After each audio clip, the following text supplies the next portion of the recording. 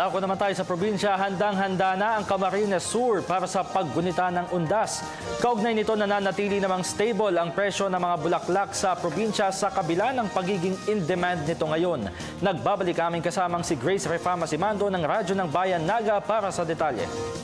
Dito sa Camarines Sur ngayong nakatakda na namang i-obserba ang undas ay nakitaan ng saganang supply ng bulaklak.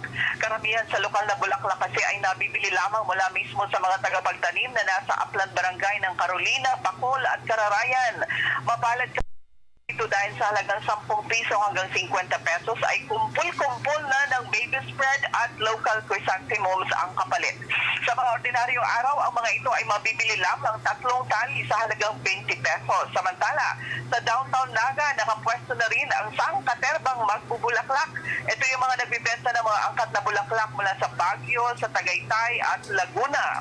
Naglalaro naman sa presyong 200 hanggang 500 pesos ang dosena ng mga American roses, Malaysian mums, anthuriums, stargazers, imported chrysanthemums at iba pang mga mamahaling bulaklak. May mapagpipilian din ang mga mamimili. Ang mga arranged flowers kasama ng basket ay mabibili naman sa halagang 150 pesos hanggang 1,000 pesos. Handang-handa na rin ang PNP Naga at Public Safety Office or PSO. Sementeryo ay makikita na ang mga daan na sadyang disenyo para sa mga maglalakad lamang dahil hindi papayagang makapasok ang mga sasakyan upang maiwasan ang labis na trapiko at pagsisikip sa mga sementeryo. Nakalatag ang mga PNP men at PSO men na mahigpit na magpapatupad ng patakaran sa loob.